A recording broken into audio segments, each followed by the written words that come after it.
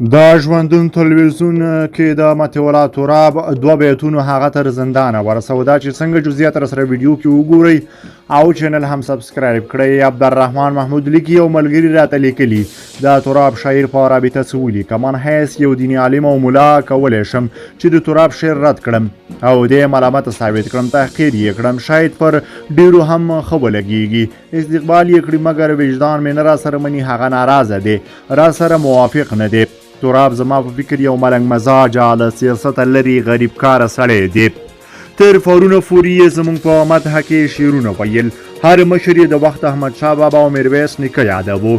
د جمهوریت په وخت د مجاهدینو په مجالس او مشاعرو کې راښکاره شو، د جهاد او مجاهدینو ستاینې کولې. همدا ډول د هغه وخت د حکومتي چارواکو په منځ کې هم راښکاره شو. په ډېر زغرده او نره او ترخه لهجه یې هغوی مخاطب کول او ضمناً یې ګوډاګیان او غلامان بلل. هغه وخت مو په ډالیو نازو، نر او زړور شاعر مو باله. نن یې چې یو او دوه بیته زموږ د مزاج مخالف ویلي دي باید ذلیل او تحقیر شي، په بدو یاد شي. دا زه په قسم وایم چې د تراب دا یو او دوه بیته دومره بد اثر نه پرې باسي لکه د همدې دوه بیتونو پر سر د تحقیر او تذلیل چې څومره بد اثر پیدا کوي. او بل دا دومره لوی ولس کله سل سلنه همغسې جوړېدی شي لکه څنګه چې غوښتنه ده. کو داسې د جزئیاتو پر سر د هر چا سره لاس و ګریوان وو، دا ښه پایلې نه لري، حد اقل د نظام و محبوبیت ته صدمه رسوي چې فاده په اوږده مهاله توګه بد عواقب لري.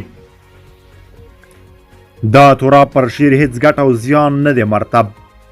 هر شعر د مجلس د چکچکو سره یو ځای پای ته رسیږي. کو ملګرو څېړلی نه وي، شاید زما په شمول ډېرو نورو یې دا بیتونه اورېدلي هم نه وي.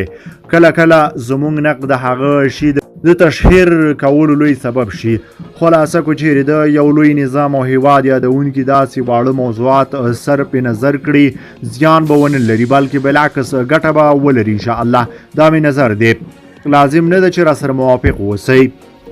تاسو څه نظر لرئ؟ په دې اړه هم را سره خپل نظریات کمنټ کې شریک کړئ او د تازه پر وخت د خبرونو مطالبې لپاره در سره زموږ چینل سبسکرایب کړئ. له عملتیا مو مننه.